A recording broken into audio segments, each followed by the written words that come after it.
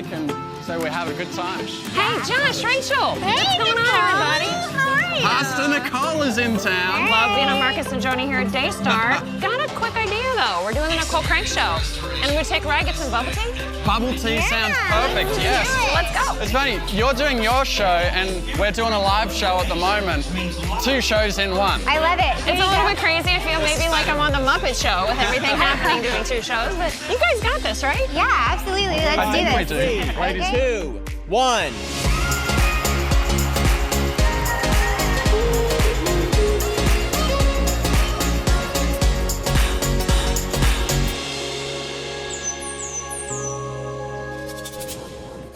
We're here today to talk about love and marriage and divorce and being single. wow, And that sounds like a great show. So we waited to find the right girl, Yes. and you're married now, and we want to hear your love story. All right, let's get. Where's Oh, David? Pastor David, how you doing? So good to see you. Thanks for coming out to Dallas. Ready for some bubble tea? I'm ready. Yay, let's That's do what it. we always do when we're together, right? Yes, It's bubble tea. my It's friend. the way to do it. My husband's trained too. Well, how old were you when you guys got married? That is a good question. 33. Well, like Jesus. Like Jesus. That's when the true ministry started. There's a big life change right there. I'd say it's been pretty good. So you didn't rush this decision. No, well, in all honesty, I thought I was over the hill. I thought I'd missed the one. And so, it was hard because it was a bit lonely. And, I was in ministry. I was able to be serving God, doing lots of fun stuff, traveling the world, Planet Shakers band. And It wasn't until I guess I'd surrendered that part of myself. Yeah. You know what? I truly believe that if God's placed this desire in my heart, then Yeah. it'll come to pass in His timing. I'm just going to focus on what He's put in front of me. And then Pastor Nicole, when back at Daystar, where we met, it was in that studio that Rachel and I met on the most unexpected day of my life. So just another day at work. Just another day at work, Josh came in with Pastor Russell, and we were sitting on the couch. I thought he was Pastor Russell's assistant, and so I said, hey, are you the person I send photos to? And he was like, you can send me photos. Oh, come on. I was like, I will be whatever you need me to be. Was it Peter, all things to all men? I was just gonna be like, I will do it. I was thinking, this is the most beautiful girl I've ever seen in my life. What is she doing here? that was exactly What is she doing He here? looks at me, and in his little influencer way, he goes, oh, like, I love your ring. That's such a cool ring. And my natural reaction or response was like, oh, thanks, my boyfriend got it for me. Oh, no. Shut down. I didn't even think like he was trying to hit on me or anything like that. I literally just thought he was being nice. And so that was the spring. Fast forward to the summer, and my brother and sister-in-law became friends with Josh from that one time he was in a Daystar enough to drive across country to Nashville to hang out. So I see on Facebook, man, like, I can't believe Jonathan and Susie just like picked up everything, drove all the way to Nashville to hang out with this guy. He must be really cool. Note to single people, get in with the in-laws. Okay, I wrote that down. So fast forward to the fall, we are doing filming some stuff at TD Jakes' first ever Young Adults Conference, Running Reckless Conference, headed up by Ontario Green.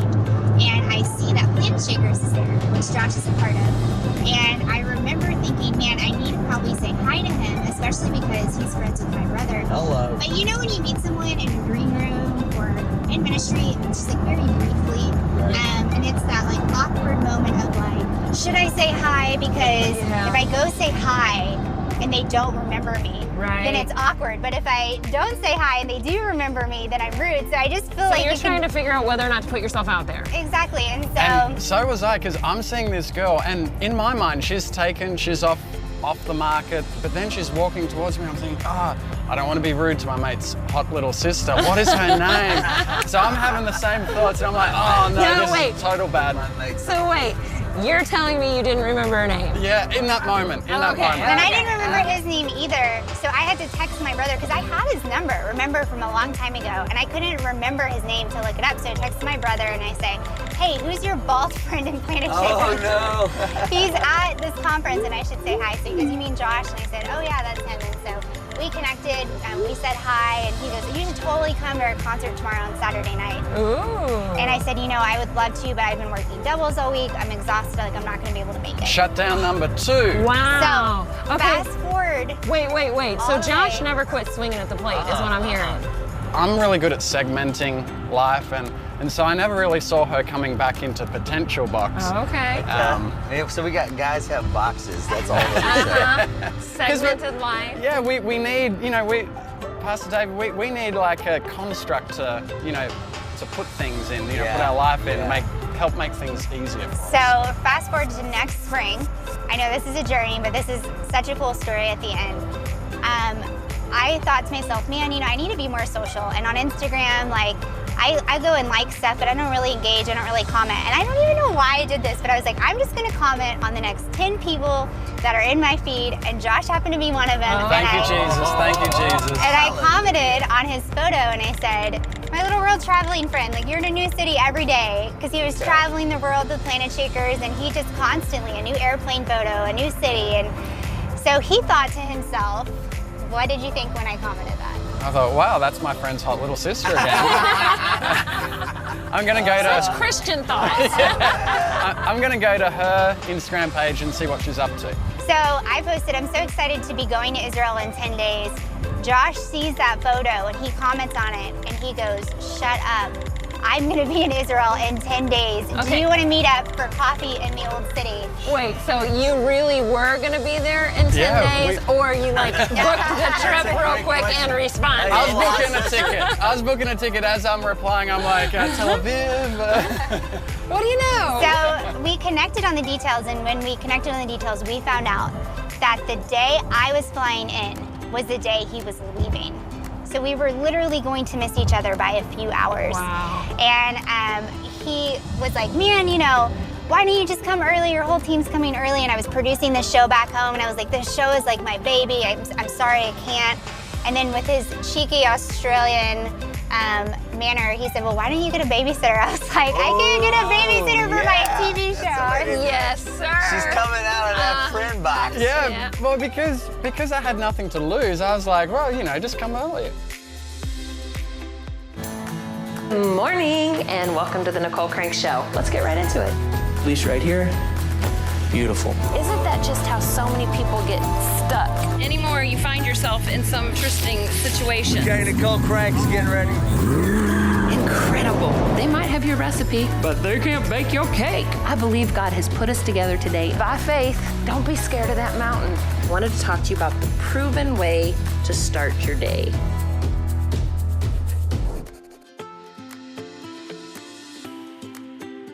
So I went to Israel, he went to Israel, we missed each other. He went on a European tour with Planet Shakers.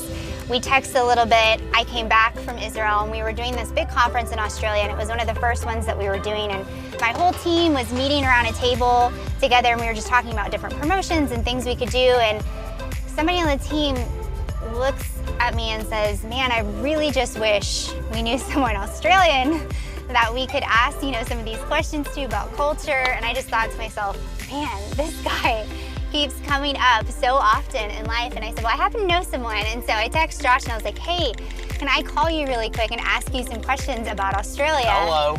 Which I'm sure he was probably like, yeah, sure, you're gonna call me. She couldn't get away from me. She just had to keep on coming back, keep on coming back. But it was really awkward, y'all, because the phone kept crackling and we couldn't hear and we kept having to repeat. And so he calls me back when he gets back from Europe, and we talked on the phone for like 4 hours that night, and I say the rest is history. But the coolest part of the story is like later on, a couple months later, it was a while, it was a journey, but we would eventually get engaged, and I did not know this part of the story until we got engaged. He tells me that the day he met me, later that night, he was at the hotel room.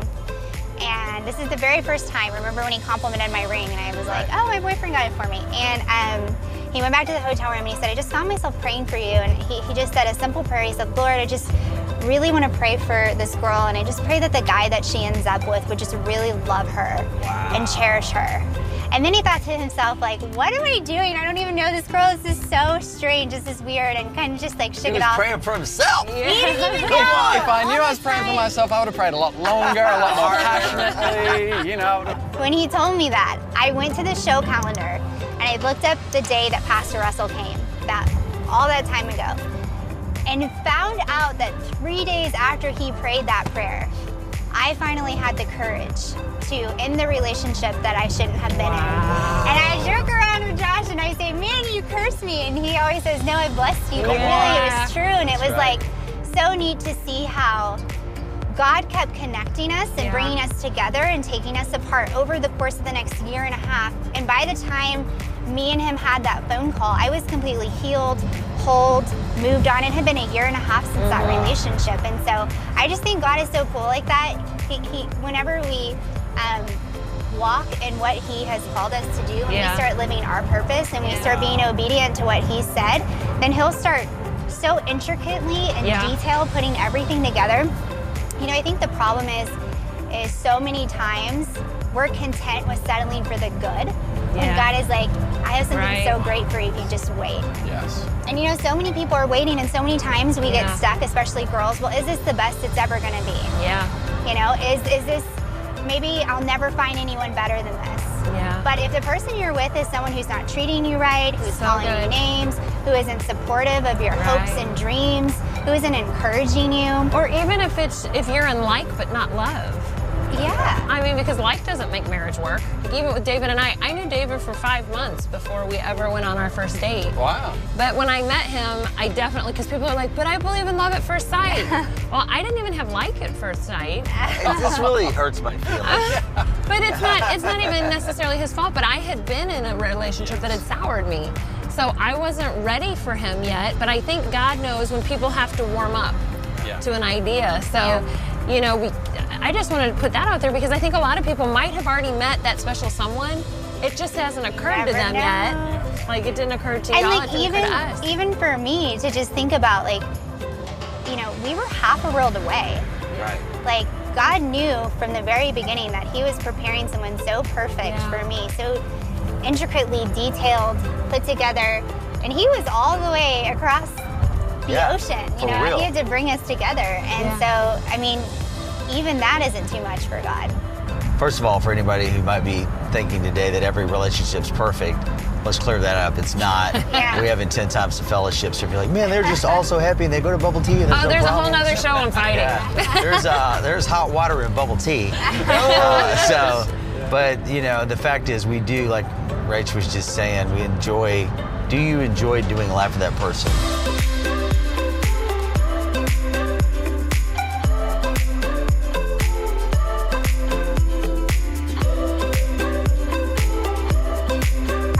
I have an idea. I know it's a little crazy, but Josh and I have surprise viewer questions that we have prepared for you guys. Okay, I'm scared now. Marriage. I'm scared now. And we were wondering if maybe we could sit down and ask you guys. What do you think? Absolutely. I think it sounds like fun. It sounds scary. Yes, we're gonna take this next exit here, and then let's go to the house. We got a little setup outside, a little surprise for you, and let's ask you guys some questions. Let's do it. You knew we'd say yes. Hey family, are you like me? You ever wanted to talk to God but thought, will the creator of the universe actually want to talk to me? The answer is yes, but you're probably thinking, how does that work anyway? I'm not sure how to pray or what I'm supposed to say. I get it. Sometimes that's how I feel. Believe it or not, I get feeling lost, alone, and kind of unsure of myself. So I started writing down all my personal conversations and speaking directly to God. Actually, that's how I wrote, "Hi God, it's me again. What to pray when you don't know what to say." Face it, we're all busy and we have so many things pulling at our attention. We know we should go to God even in our craziness, but how do we find the time? Hi God is full of easy to read chapters that will encourage and empower you to start having your own regular daily conversations with God. To thank you for being such a great partner with the television program and the ministry, I'd love to send you a free chapter to help get you started. Just go to my website, NicoleCrank.com/Hi God, and request your free chapter. Or get this, just for your gift of $10, we will send you the entire book. I promise it's going to make a dramatic difference in your life.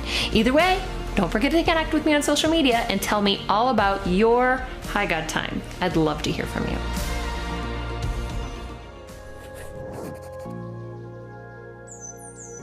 Okay, you guys heard in the car that they are surprising us with some marriage questions. Kind of scared, actually.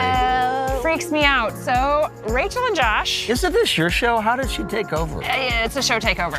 A show takeover. So we just thought that we would do something a little fun, a little out of the box, and flip this script on David and Nicole. And so we've actually had viewers submit questions, and so I haven't even read these, so they're gonna be a surprise for me too. Okay. So this person says, in my marriage, I feel like I don't get any say in any of the major decisions. How do I approach my spouse about this? How would a guy like to hear from somebody? So this is a woman asking about her. Yep. I think that sometimes guys, two things happen. Number one, probably maybe they've not seen it modeled properly. Yeah. So nobody in the relationship is like the boss, other than, you know, what the scripture says, that there's a defining, and guys get that confused. They're like, okay, I'm the boss, when in reality, it should be two of you working together. Nicole has a great analogy of the percentage ratio there on the 49. Well, you know, it says that the wife submit yourself to your husband, but it's like 99% guy, 1% woman. It's 51-49. But the fact of the matter is, we as wives get to choose who gets our 51. So She chose wisely. that's why you don't marry a guy. The thing I hate is when girls get married because they want a ring, or girls get married because they want a wedding. Yeah. Because you can't choose a ring or a wedding to be your 51. You have to choose that soul, that person that you trust with your life. And if you trust somebody with your life, you're gonna agree with their decisions because you love them and they love you and they're looking out for you. Okay, I got a question. It says, let's talk money and marriage. What's the number one thing you did in your marriage to position yourselves for success when dealing with the subject of money? I married a woman with money. She had a job. Come on, man. Now, I think in reality, again, it goes back to making sure that everything is grounded in the Word and just good, you know, practical information. Like so many times people go in and like, they've got he money and she money.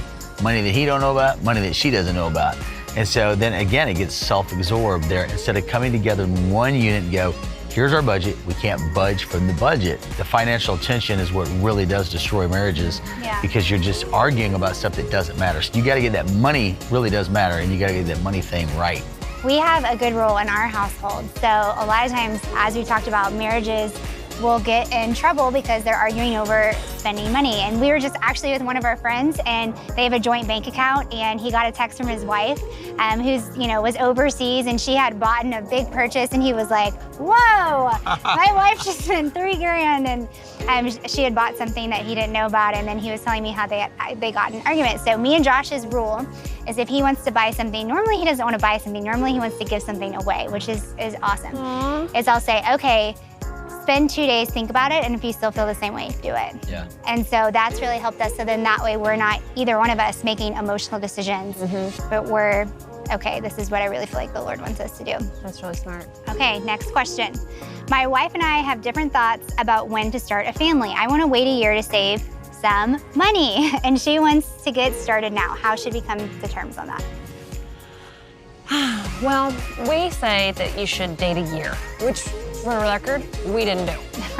So we give advice that we didn't follow ourselves, but we had also been married before and had known each other for 5 months before we started dating. So I think our clock probably started a little earlier. But it's good to know somebody through every season. And then we talk about waiting 5 years to have children, because if your relationship is based on the kids, when the kids leave and they do, what is your relationship based on? So it's good to have that foundation where you guys have really poured into each other, you really love each other, you know why you're here. It's not because we had a baby together, it's because we're here and we want to be here. We know where we're at. And then when the kids grow up and leave, it's not like, well, okay, the kids are gone, I guess we're out of business, because that's what we did. And you can see the world, you can invest in your career, you can invest in you as a couple before you start pouring out to invest in somebody else. What do you think the most important lesson you've learned from being married? I was obviously married for 8 years, got divorced. And when I married Nicole, I realized I'm not going to try to change her. And then I started trying to speak good into her life, even like with this show or whatever. I'd be like, hey, you're talented, you're blessed, you're good. I think you're really a great communicator, to bring out the best in her. So I think that's the biggest thing, is not getting aggravated and harboring things on the inside and going, man, I hate it when she does it, or I hate it when, try to think about the good a person is doing. Even employees or anything, you get what you brag on, not what you nag on. And I think that was the biggest lesson I learned. Unfortunately, I should have learned it earlier, maybe fortunately, because I got Nicole. But after 21 years of being married to her, and she makes it easy on me, but I think it's important. So for me, the most important thing I've learned so far in marriage is those things you feel like you have to say, you don't have to say those at all. Yeah. And because kind of like you were talking about Josh's 2-day decision on if you want to give it 2 days later, if I want to say it 2 days later, then. So I've learned to shut up a lot faster. Yeah. Given the business of our lives, like work and kids, I would say that my husband and mine's sex life is okay, but it isn't great, and I know he would agree. How do we get out of this rut we're in? Have more sex. Yes, just have more sex. The new Dr. Ruth. Have more sex. But it's kind of like, how do I always ask people that've lost a bunch of weight, and I always keep asking people like, what'd you do? As if there's some magical thing that I just haven't heard of yet. It's exercise more and eat less food. Well, when the marriage gets dried up, you can't just wait for that magical romantic moment to overcome us, that we feel like it. You just have to start doing it, and it's kind of like going to, like literally start doing it.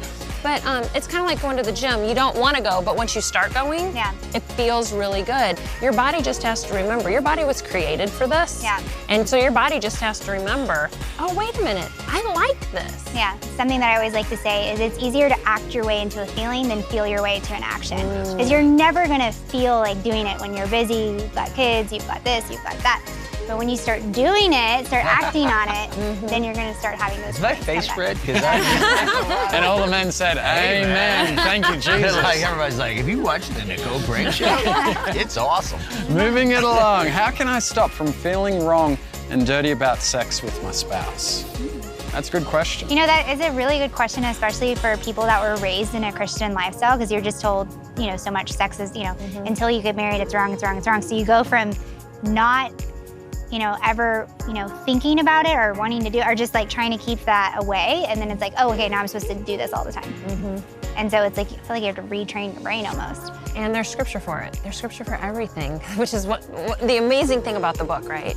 And it says the marriage bed is undefiled. One of the reasons for just do it is because there is an emotional intimacy, because there's a soul tie. That's why we're not supposed to have sex before marriage. Not that I'm trying to bring condemnation or conviction, but the reason God tells us, with God, it's never for less. It's always for more. He's never trying to hold anything back from us except for hurt. That's the only thing that God tries to hold back from us. But he understands the soul tie that happens with each intimacy. So what happens is when we don't have that intimacy, we don't have that soul connection. So being physically barren in front of somebody and completely trusting them with your physical body also makes you emotionally bare in front of that person and allows a deeper emotional connection. So for all of those people who are a little bit nervous to shake what the good Lord gave you, that actually deepens your emotional relationship. I think that, making sure that our relationships are strong, that we're in relationship, we're in community, it's so good and it's so important. And with that, the next question, and Nicole, I think this will be a great one for you to answer. Uh-oh, no pressure. She just tossed it into my court, okay. They say, I'm about to get married for the second time in a few months. My ex-husband and I had a lot of problems. Now, God has brought this new wonderful man in my life, but I still have this fear of everything falling apart again. How do I get over this fear? That can be really scary. I remember feeling the same way with David. Once you've been betrayed, especially more than once, I'm gonna guess this person, I don't know, I have no idea who this person is, but I'm gonna guess they've been betrayed by more than their husband. I'm gonna guess a parent, a friend, past relationships have betrayed them as well. So it sounds like they're scared because of the experience of their past. But that's our opportunity to believe the word, right? And that's when we have to make a choice in our mind. We're motivated by two things. We're motivated by pleasure and we're motivated by pain. So we have to make the decision, am I gonna let the pain of my past dictate my future? Or am I gonna decide that the pleasure of this relationship that God has blessed me with is going to be what I'm gonna lean into? So we have to make that decision. I'm gonna pursue the pleasure that God has obviously given me and I'm gonna move forward in pleasure and not pain. Because what the enemy will do is the enemy will use the fear of pain, get this, stupid cycle, to keep us in pain. Yeah. Right? So stepping out in faith for the pleasure that God has brought us will actually help break that cycle of fear of the pain that they've experienced in the past. You guys have got so many responsibilities. You got incredible church, incredible ministry outside of that church, incredible family, lots going on. How do you guys make healthy decisions? I think it gets back to, again, the Bible, the Sabbath rest, to make sure you're taking time away, saying, hey, I got to rest so I can make better, wiser decisions. And the problem with a lot of us, probably you as well, we love what we do. So if you love what you do, your work is fun. So you're like, man, I get pleasure out of doing this. I love doing this. But then your body has to have time to where it kicks back and relax. And I try to listen to older people, and now I'm almost 50. And you look really great. Oh, thank you. But I would talk to people, and I still do, people that are 20 years my senior, and ask them, what would you do, or what did you feel? And they would tell me stuff like, there was times when I got in my career and I was at this pod, and I realized at about 3 o'clock, I needed to go home. And I ended up doing nerve damage to myself, psychological issues, because your body has to have rest. You got to rest your brain. But now we're always thinking, or we get home and we're going to catch up on our email. Then again, you're in bed, screws up your sex life. Now it's a whole thing. And that's why the Bible talks about your soul. How's your soul? He said, beloved, I wish above all things that you prosper and be in health, even as your soul prospers. So right now, watching the Nicole Crank Show, your soul is prospering. You're getting information that can give you power, that can lead you to a better life. And so I was just talking to a friend who owns a major television network, it's not a religious network. And he said, I've noticed that if I'm going to do dinners out, he's a single guy, he's older now, but he said, if I'm going to do dinners out or an event out with some politicians or business people, I have to go home about 2 o'clock, put my feet up, just rest, watch some television, maybe take a nap, and then I'm good again. He's learned that rhythm, and I think that's very, very important. If you don't take some rest time, if you don't take time to come apart, you'll fall apart. Well, you know what, guys? I am so excited that Josh and Rachel flipped the script, took over the show. This is the Josh and Rachel show takeover. I don't know about that. But, we got into really helping some people. So if you were blessed today, I want you to reach out. I want you to let us know on social media. I want you to tell us, hey, I like that. That helped me. I want more of that. When you tell us what you like, we can provide more of it. How do you do that? You go to NicoleCrank.com and submit that comment and tell us all about it. Tell me on my Instagram. I'm gonna be looking at my Instagram. The fact that my phone is not in my hand right now is freaking me out because I will be picking it up instantly. So I wanna hear about it on Instagram. I wanna hear about it on Facebook. I wanna hear about it on Twitter. And if you don't do those, you can go to NicoleCrank.com and let us know. And while you're on Instagram, when you're on Facebook, those 3 little dots at the top, you turn those on. You just hit those 3 little dots, turn on notifications, and boom! We arrive in your notifications when we're live or doing something fun, which is behind the scenes. It's like Inception. It just goes deeper and deeper. Rachel and Josh, thanks for being here. We love you guys. Thanks for having us. The bubble tea was wonderful. Sensational. Ain't no party like a bubble tea party because a bubble tea party don't stop. I don't care if it's good for me or not, I just like it. Leave me, call me, no matter where I'm at. I don't know the words. Make it the words. Don't worry, baby. Have more sex. It doesn't have any calories? I just found out that this is 40 calories and this is like 10 calories, and I can drink this every day now. Buenos dias.